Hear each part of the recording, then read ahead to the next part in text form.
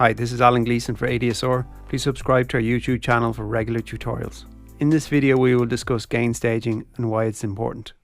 If you ever find yourself asking questions like, what level should my master channel be peaking at, and how do I set that up and maintain it? Why don't my mixes sound like the pros, and why does working in the box sound so different to working with hardware? A major influence on the answers to all these questions is gain staging. Gain staging is setting up your mix so that no overloading, distortion or clipping occurs, that you're not introducing unnecessary noise into the signal path, and you have plenty of headroom for those occasional peaks that the meters don't catch, and also intersample peaks.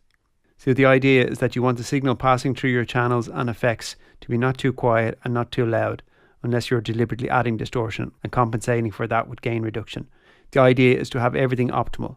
Working in the box has brought great advances in audio quality, but a lot of the procedures, processes and workflow has been inherited from the analog domain, and in the case of certain effects, they have been modelled to perform exactly like their analog counterpart. So a main point to take away from this is that your digital approach to signal flow should mirror an analog approach. If you have ever used analog equipment, there's an optimal signal level it should receive in order to operate at its best, and you set output levels based on what comes next in the chain. A common problem I observe with the tracks I receive to mix and master is overloading channels, devices, buses and so on. Maybe this is a relic from the days of working in 16-bit and trying to maintain a good signal to noise ratio, or just bad practice. With the advent of 24-bit audio and even higher internal processing resolutions, we have more dynamic range and can leave more headroom, and our mixes will sound better as a result. What we will discuss here is an ideal approach. This isn't dogma, but should be taken as a guideline to getting the most optimal result for your mixes based on the signal flow throughout your DAW. The earlier within the signal chain you start to implement this practice, the easier it will be to maintain it. This means not having to reduce or increase the input or output settings on channels and devices. Starting with the level of your audio input, guitar, synth, mic, virtual instrument, the guideline value is peaking at -21 dB. This is based on using 10 channels playing simultaneously.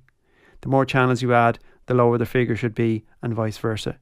Some elements will naturally be the loudest, i.e. a lead vocal or a kick drum, so you can compensate. But when you start a mix, you ideally want all faders around 0 and the master channel peaking between -12 to -6 dB, which leaves room for the mastering engineer's gain staging. Faders will move up and down as part of the mix process, but this is a starting point. Some might say this is a very low figure to start out with, so let's look at an example.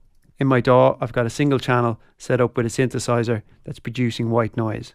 If I play back the single track, I can see that the channel and both the master fader are peaking just under 0. So if I was to use this setting for another channel, I'll just duplicate this one and now play this back. I can see that I'm immediately into clipping, and the more channels I add, say we'll add 10 and play all of these, I can see that I'm plus 12.6 decibels over.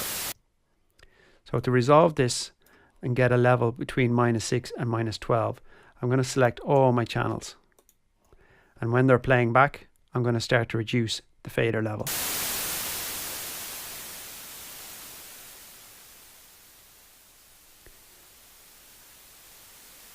And I'll put that to -21. So now if I reset all my channels, I can see that's peaking at -21. And on my master fader, it's peaking at around -10. So in this case, we had to reduce the channel faders to compensate for the hot input signal on our channel. A better solution would be to reduce the level at the source. This might be the input on your mic preamp or on the output of your guitar amp or your synth. In our case, we will reduce the output level of the synth. So if I go back to my starting point again, and rather than setting the channel to -21, I'll set the output of my synthesizer. So now that if I was to duplicate this again 10 times and play back this, I can see that all my faders are at 0, and if I check my master fader, it's peaking around -10. I have my synth set up producing a good output, and I'm not overloading anything. By making those adjustments, it has a number of benefits. If there was any noise coming from the source, it is now reduced, and the next device in the chain is not receiving a hot signal, having us to reduce its input volume or compensate in some way. Likewise, we don't want the output of our channel or synth too low, as it would require the next device in the chain to have its output boosted and the loop begins again. Let's look at a couple more examples. In these examples, we're going to use a sine wave as a source, as it's easier to detect when the distortion is happening. We will look at the signal flow and use insert effects and effects on buses. So to start off with here, again, I'll just get rid of my additional channels. We don't need them for this example. And this time I'll use a sine wave output from my synthesizer. So I'll reset the volume to 0. So now that the output of my channel is approaching 0. I've got a number of processors inserted after this device. So this is just a standard vanilla EQ device that comes with Ableton. Most DAWs will come with similar types of effects. So by listening to my output here, I'm not hearing any distortion. If I boost it even more, I get distortion on the output. If I reduce the master volume so that I'm not getting any clipping, and I turn it up even more, I can hear that I'm not getting any clipping, and if I check my spectrogram, I can see that there's no additional harmonics been added, meaning that there's no clipping or distortion. The reason that there's no distortion happening here is that the internal bit resolution of Ableton is higher than that of the master channel. The master channel's resolution is 24-bit, where the internal resolution is 64-bit. That means that this EQ device can receive a signal a lot hotter than the master channel. But not all devices are the same. If I call up this other EQ device, this is designed to emulate an old Siemens EQ. So if I reset my volume back to 0 on my synthesizer, you can see that we're peaking at 0 on our channel.